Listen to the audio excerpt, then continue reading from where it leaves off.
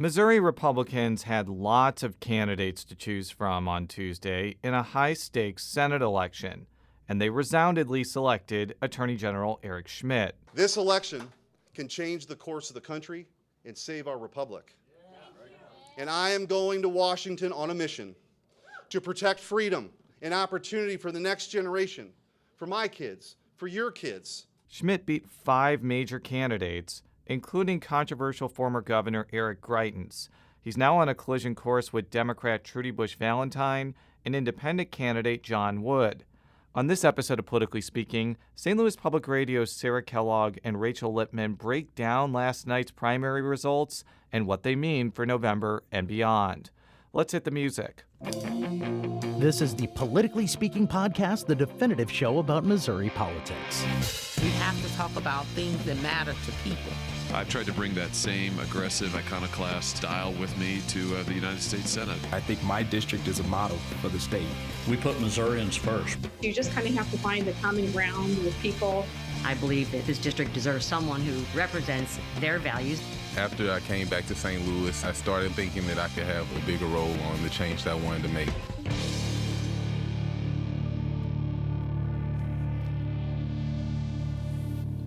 And welcome to Politically Speaking. I'm your host, St. Louis Public Radio political correspondent Jason Rosenbaum. Joining me in studio today, they are 2 veterans of the 2022 Missouri primary election. Join the club. We've got jackets. An election we will never forget. Until the next one. That is St. Louis Public Radio's Rachel Lippmann. And Sarah Kellogg.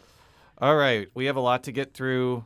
None of us have slept very much. We're going to make at least 600 hyperbolic statements during this podcast. This will at least be fun. There's the first. Are we tallying? Because there's the first one. Well, I mean, yeah, I don't have a very good record of being nuanced on the day after the election. But we do know that, and I think this is without hyperbole, that Attorney General Eric Schmitt decisively won a crowded race for the Republican nomination for the U.S. Senate.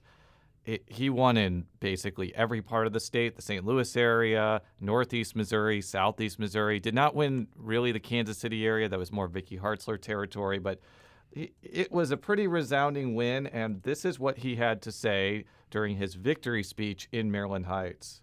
We are entering the most consequential decade in American history since the Civil War.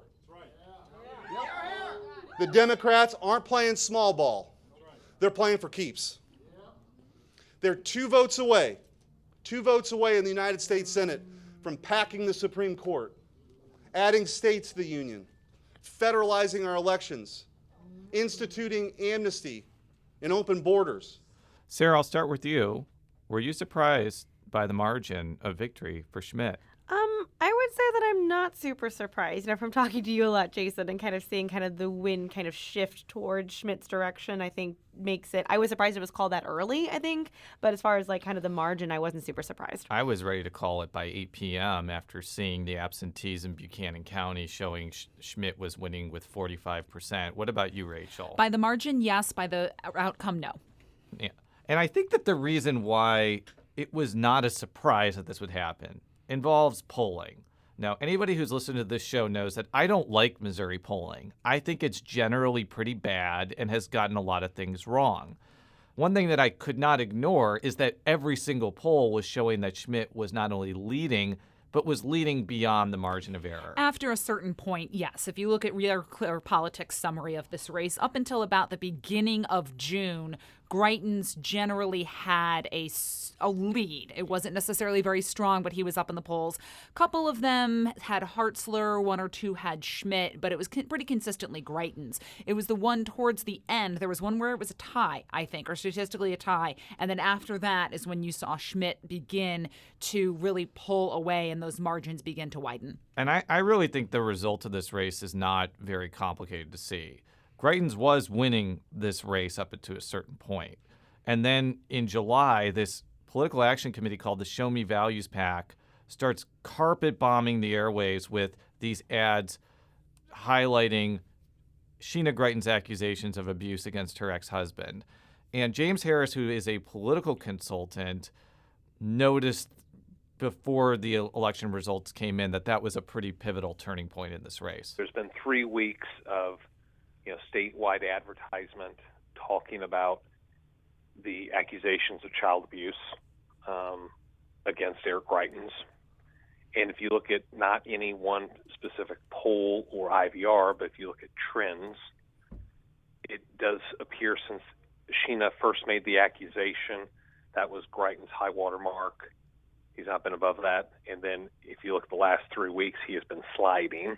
So the accusations that I was referring to, which, by the way, Eric Greitens denies, came out like in March. Well, I think I was still on FMLA leave. Yeah, it was quite a Monday. It was. But it didn't really seem like those accusations caused his polls to slip. It wasn't until the ads came out that we started seeing the precipitous decline. Well, I think part of it is how much people are online. I think the question is is Twitter real life? Are these, obviously these accusations, the news was everywhere, but it wasn't until, you're right, kind of the constant hammering of it and people seeing it on their TVs all the time that it really took that toll. I mean, I remember back in 2018 with the Greitens trial and listening through jury selection. Obviously, it didn't end up seating a jury, but there were genuinely people who did not know what was going on with that case. And so it is possible that you have people who consume television where these ads are going to pop up, but not news from traditional sources that may not have been aware of those accusations until they were put on the airwaves in the sphere of media that they consume. And while this PAC was, I think, pretty much ending Greitens' chances, Schmitt's PACs were able to concentrate on Congresswoman Vicky Hartzler and just run lots and lots of negative ads against her. And Hartzler had financial resources and political action committees too, but not nearly at the level of Schmitt. I think that's the reason he ended up winning. I think he ran a pretty straightforward Republican campaign, too. I mean, he took advantage of the political landscape when it came to COVID-19. He sued against COVID requirements. He sued everybody. And for a lot of people, that registered that he was advocating for people who did not like mask mandates for schools. And so I think he, filing those suits, I did think kind of bolster his clout to those who would have supported him. And it's not odd to me because I know that this is how politics works, but that just everything was negative, negative, negative, negative. It's like you have a record to run on. Why not run on it? No, we're going to go negative. Yes, that's just politics, but I guess also in a 20-plus candidate field where there's 5 to 6 legitimate ones, you've got to do something to, clear the groundwork for yourself. So I've made this point a few times, both online, Sarah, and I guess now over the air, is that it's really ironic that Greitens lost this way because the reason he became governor is that, first of all, he had a direct campaign committee that was raising a lot of money, and then these third-party groups just bombarded his opponents in the 2016 Republican gubernatorial primary with negative ads. And right before he left a rally in Chesterfield on Monday, I asked him if he was being beaten by his own strategy, and this is how he responded. Well, the facts are very clear. These are Mitch McConnell dollars. They're Mitch McConnell dollars coming in to support Eric Schmitt, who's a rhino. You've got Sam Fox, who's a big supporter of Liz Cheney, who's coming in to support Eric Schmitt. You've got Rex Sinquefield, Mitch McConnell's biggest donor in Missouri. So I think that the race is exceptionally clear. I'm the MAGA candidate in this race. I'm running against a rhino. Now, I should note, he didn't. I was going to say. He did not answer my question. He did not answer your question. And that's fine. And the reason I'm playing this was Eric Greitens was absolutely right. Like, he's been making this claim that Mitch McConnell is out to get him and that he's going to be against Mitch McConnell. And you might think that that's just standard campaign fare. But right after the results were released, Politico revealed that Mitch McConnell political organization donated millions of dollars to this PAC. So you can be right and still be, what's the word? I mean, I don't quite know what the word I'm looking for is here. It's not quite conspiratorial. I mean, it kind of is a little conspiratorial, thinking like all of these things against you, but it is interesting to see in the reveal that you were. But is it not also, incorrect. I mean, okay, so yes, it's a conspiracy in your own head, maybe, but also there's logical reasons for doing it. Yes, they may have been out to get you, but to cast it as this, Yeah, the bigger takeaway, though, is Greitens didn't have any financial resources to respond to any of these ads. His campaign directly never raised a lot of money. And even though he had these political action committees that did have some resources, it wasn't nearly at the level to respond to these really damaging ads about his personal life. And you also have to wonder, too, I know the question has come up a lot, where does his income come from? How much of the resources that he has in some of these outside groups are going to fund legal troubles that he's having with his ex-wife, or other that there are resources but they can't be dedicated to a campaign because he has to spend them on other things. Because back when in 2018, when he was paying all those high-powered lawyers and we're all like, where is this money coming from? He'd specifically set up a fund to raise money for his defense, and it never raised any money. So we knew that there were networks out there funding him, but were those networks also then having to fund his continuing legal troubles? Just to mention McConnell one more time, you mentioned he might have gotten exactly what he wanted, but did he really? Because Schmitt has come out against him for leadership. So, was he kind of hoping he would get Hartzer out of the situation? I mean, yes, he doesn't get Greitens, who would be very specifically anti, but it's not like he actually really won. I mean, I don't know. I guess he sees Schmitt as being more of like firebrands that he can deal with in, like he's maybe sitting there looking like, oh, I know, not Eric Schmitt personally, but Eric Schmitt, the politician, and I know how to outmaneuver and outwork him, as opposed to Greitens, who just doesn't flat out until 26 other Republicans say that they're not going to vote for Mitch McConnell. I don't find a pledge that he's not going to vote for him very meaningful. From a practical standpoint, you're giving voters a false hope that something's going to happen. But on that note, I want to shift to the Democratic side, because while this insane Republican primary was going on, we had probably the most contentious Democratic primary for the U.S. Senate since 1994. It was rough. It was. And it was primarily between Lucas Kunce and Trudy Busch Valentine, as well as Spencer Toder, who came in a distant third. Valentine ended up winning, and this is what Valentine had to say at her victory party in St. Louis. To the many people in this state who did not vote for me and who have never voted for a Democrat, my entire campaign is about putting politics aside and putting people first. What did you make of Valentine prevailing over Kunce? Money. Yeah. Kunce might have outraised pretty much everybody in the field, but at the end of the day, it really came down to those last 2 weeks of ads, which were just so... I live in Columbia. I don't have television, but when I stay here, a lot of the times I go to my parents, and they have TV, and all I saw over and over again was the anti-Busch Valentine ad about her connection to the Vail Prophet Society, and the anti-Lucas Kunce ad about his former policy positions that were more Republican. That's all I saw. And so I think, that's what it came down to in the end, was these two ads, and whether or not kind of who saw what more often. Rachel, I'm going to be very honest here. I've talked with a lot of Democrats. The general consensus is this was a really nasty primary in a very underwhelming field. What would you say? And potentially unnecessarily nasty, too. I mean, the prize is you get to go up against a Republican in a, 60-40 Republican state, possibly tilting even more heavily Republican. Like, do you really, how hard do you want to fight for that kind of, and didn't Busch Valentine get into the race relatively pretty late? The pretty literal late last as well. day she could have filed was when she announced. Yeah, and so, who was working at her to get her into that race? I mean, there's a lot of she's now the nominee. You could, I guess, look at it as a positive that Kunce or Toder doesn't take a loss on their record to Schmitt. They can continue to work and build up a base elsewhere. But yeah, I think it was just people were Kunce struck me as the Democratic equivalent to Eric Greitens, not only in appearance. Like, you just look at them and you're like, okay, he bears somewhat of a resemblance, but just in the bombast and the military and the I'm going to fight for you and the yelling, and that was just the first thing I thought was he's trying to be the Democratic equivalent to Eric Greitens. But Lucas Kunce did provide a pretty compelling personal story, which not only talked about him growing up in relatively dire straits in Jefferson City, but also what he did in the military and how he crafted what I found to be a very concise populist message.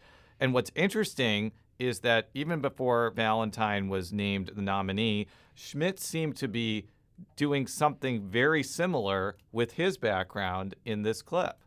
It was here that my dad, who started as a butcher, later worked 7 days a week in the midnight shift at Anheuser-Busch.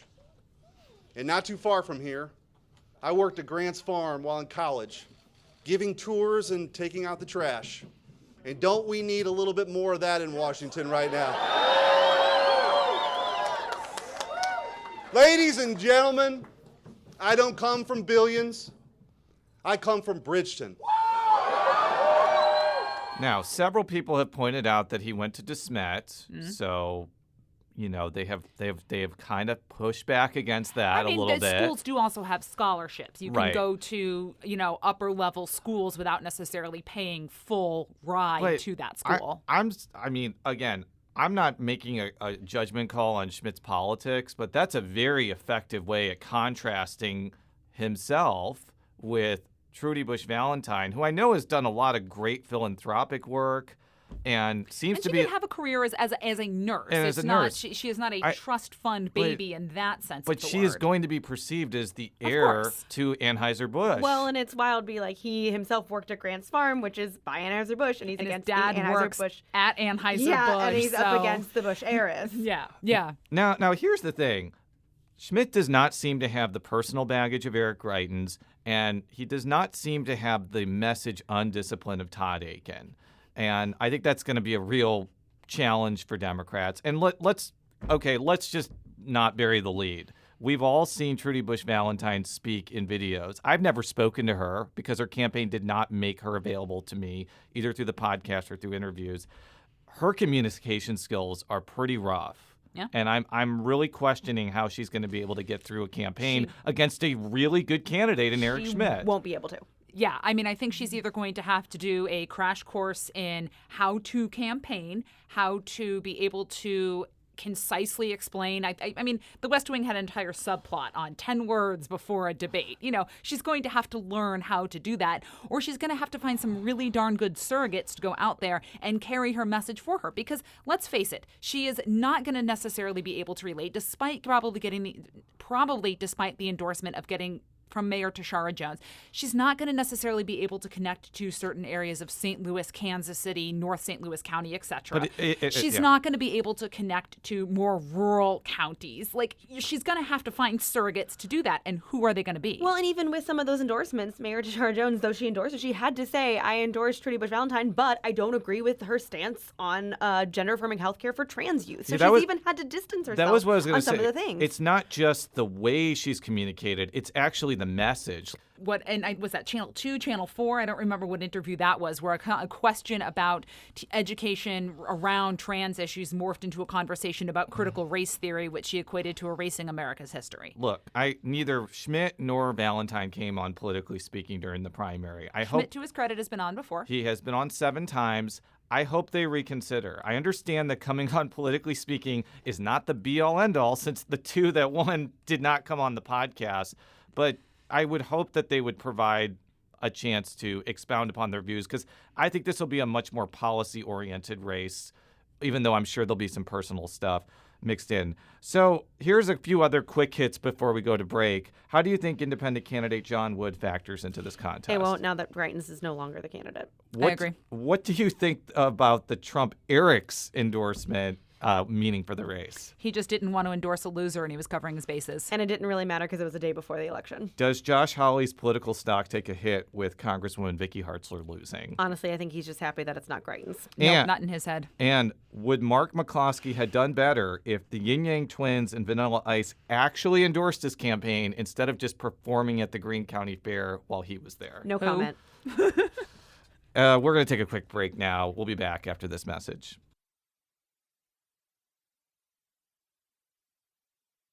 And we're back on Politically Speaking with St. Louis Public Radio's Sarah Kellogg and Rachel Lippmann. I want to move on to the 1st Congressional District, which, as I've said 3 million times, I no longer belong in because the Missouri legislature put my house in the 2nd Congressional District, which Trish Gunby will be facing off against Ann Wagner. We'll be talking more about that race. Sarah, you were at Cori Bush's victory party, which I saw on Twitter was a very rousing victory party. Yes. Were you surprised by the enormous margin of victory over State Senator Steve Roberts. Yeah, I'm not surprised it was a pretty wide margin. Going in, I was pretty sure she was going to win re-election, or not re-election, but win her primary. And Which is essentially re-election, to be fair, in the 1st Missouri district. More or less. She will probably be winning in November. I can't say guarantee because, we got to put a little space in between it, but the Please fact that do not speak that into existence. But the fact that it is that large, that it was nearly 70% of the vote, where her closest opponent Steve Roberts only got 27%, more or less, not even. That's huge. That is pretty much a legacy-making victory. Now, I have interviewed Cori Bush several times over the past 3 election cycles, and I'm sure she is sick of me continually asking her, are you going to win the black vote? Because she didn't win the black vote in 2018. She didn't win the black vote in 2020, and this is a majority African-American district. And what I said is, if she wins the black vote this time against Steve Roberts, she'll not only win, but she'll win by a large margin. This is what she had to say to me in a phone conversation about why she feels that she could connect to African-American voters. I work with the mayor directly, and my staff works with the mayor's team, and we look at what St. Louis needs. And one of those things is we work to make sure that investment was going into North City. The mayor, I was there for the signing of the bill to make sure that $37 million was going to North City for small businesses maybe a little over a month ago. So we are highlighting the issues that are happening in our communities, but then doing the work to address those head on. And that was really the gist of her argument, that she has done a lot of work with black voters by showcasing what she could bring back to them. And I think it was a pretty effective message when you look at the results. What do you think? I mean, it was incredibly effective. I mean, she talked about the, over $1 billion that she's brought to her district. And she talked about a lot of the bills that she has passed, or at least has, and also has sponsored. I know in the last couple of weeks, she's filed several on abortion access, protecting medication abortion. And that same day, she was arrested for protesting for abortion rights at the Supreme Court. So I think she's done this excellent job of molding not only the policies that she's wanting to talk about, but also saying how she's bringing attention to those policies. It strikes me as being very Lacey Clay-ish of her, because that was how he ran in 2020, where he was like, I can bring all of these things. I have the skill and the ability to bring it to the district. And whether it's because she has willing partners now in Mayor Tashara Jones and a Democratic Congress where money is funneling through, but it just struck me that was always Lacey Clay's claim is, I'm bringing the money to my district and I brought the NGA to my district. I'm glad you mentioned Lacey Clay, because when both me and Sarah talked with Congresswoman Bush, I noticed something very noticeable. Sorry, I'm tired. I can't think of another adjective. When Lacey Clay ran against Maria Chappelle Nadal in 2016 and I interviewed him, I don't think that Lacey Clay ever said Maria Chappelle Nadal's name. I don't think he ever attacked her. I don't think he said anything beyond, like, this is what I have done for the 1st District. And I noticed that even though we tried to get Cori Bush to attack Steve Roberts, I think she took the same posture, because I think she just really wanted to emphasize what she's done and keep things positive, which to me is a sign of a confident winning campaign. And I will say, even though she herself may not have mentioned Steve Roberts, her supporters certainly did. Oh, yeah. Yes. And I'm sure we'll get into this a little bit, but Roberts had, several sexual assault allegations against him over the couple of years, and that was a contentious part of the campaign. Including against a black woman who had the respect of a lot of the supporters. Well, and Cori Bush herself mentioned Cora Faith Walker in her acceptance speech. And she might not have said Robert's name, but she did say she would have been approached by several survivors of sexual assault who had basically pleaded with her to not let him win. And I believe Bush herself is a sexual assault survivor. She is. Now, do you think that Cori Bush won because she's a better candidate, or was it because Roberts just failed to mount a very good campaign? Yes. Both. I mean, I think she's an incredibly strong candidate. I think she, again, proved all the things that she is doing. And only in, you get 2 years, not even 2 years to kind of prove to yourself that first re-election cycle. I actually talked to her dad last night about it. He said Errol Bush. And she said that was tougher. This election cycle was tougher than even 2020, because now you have a record that you have to defend. And I just want to mention something, because one of the arguments that Roberts was making against Bush was that she was not focused enough on legislating and too focused on protesting. And we actually asked Cori Bush about that. This is how she responded. I've been told multiple times how one of my predecessors, William Clay Sr., how he was this activist, and he was, and people revere him for his activism. So, and we revere John Lewis and call him good trouble. We revere him, but so why is it? So are we saying that all of those people were wrong? We're saying that John Lewis was wrong in the work that he did?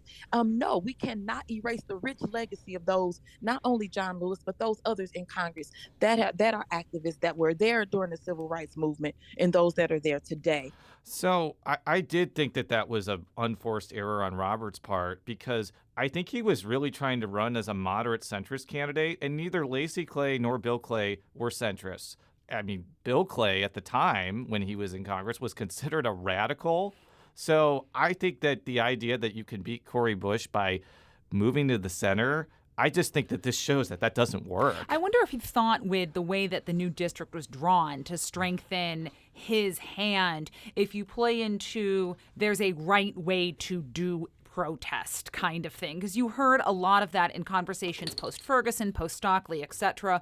Why are you protesting in this specific way? And, she showed that you can do both, that you can introduce substantial policy and then go out and protest in Washington, D.C. And you can also get results even not through policy. I mean, she gained national attention by sleeping on the steps of Congress to basically protest the eviction moratorium ending, and she was able to extend it. So even if it's not following legislation, you still get results by bringing that attention. Do you think that this result means that people that don't like Cori Bush's policies, because we've spent a lot of time praising her as a political figure, it needs to be made clear that there is criticism of her actual policies. She comes from the Bernie Sanders wing of the Democratic Party. Bernie Sanders is not everybody's cup of tea, but do you think the fact that she won by such a large margin means that no one serious is going to challenge her for a while? She's here to stay. Yeah. I think it inoculates her from losing a challenge. I don't know that it doesn't stop people, especially maybe in the 24 or 26 cycle, from trying to come at her, especially if there's other dynamics at play in other races. Yeah, maybe over the years, you're right, it might get tougher, but for the immediate future, I think there'll be people who challenge her, but I don't think they're going to be very successful. So let's move down the ballot even more to St. Louis County, where Sam Page won over Jane Duker in the Democratic primary for St. Louis County Executive. And this is a little bit of what County Executive Page said after his resounding primary win. For my part, I can say that the battles among us Democrats are finished, and the punches have been thrown and forgiven. And I'm happy to put aside differences so that we can work together through an economic recovery, leaving no one behind. So, Rachel, Sarah, can Sam Page keep the peace in this Clayton? Is all Rachel. I think that was a little bit of wishful thinking on his part. Why? Because I don't think he is any more liked by the people who dislike him because he won a resounding victory. Because one of the things that I pointed out is that with Rita Days beating Terry Wilson, and by the way, thank you to both of them for coming on the podcast. Yes, it was very candid conversations. And we really enjoyed having them. It means that the only way for Page to have a coalition after 2023 is for Vicki England, the Democrat who's running in the 3rd District, to replace Councilman Tim Fitch, to be former Benton Mayor Dennis Hancock. And that district is kind of a swingy district, but if it's a Republican wave election, I think it's probably going to tilt Hancock, and we could be in for a couple more years of gridlock. Well, and even if England is able to fight off a Republican wave election, are her policies going to line up with Sam Page, Lisa Clancy, Kelly Dunaway? Can she win that 3rd district by being a candidate like Lisa Clancy and like Kelly Dunaway? And I think the answer to that is probably no. So on some issues, will she support Page in the same way that Shalonda Webb, Rita Days do? Sometimes Ernie Trachis will come on and support Sam Page.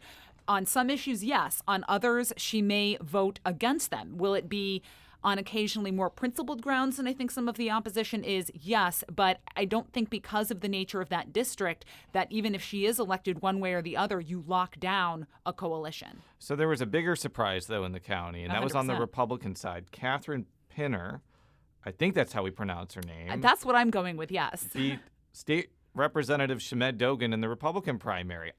look, Catherine Pinner did not set up a campaign fundraising committee. I don't think she actively campaigned for this, whereas Dogan raised hundreds of thousands of dollars. Like, what happened here? I don't know. And without precinct data available at the time of taping this podcast, without looking to see who voted where and what, I don't know that we do know. It is interesting to note that Schmitt Dogan is black, Catherine Pinner is white. Race can often play a role in St. Louis politics. Did that play a role? Paul Berry I won don't 2 know. primaries. He He's black. He did.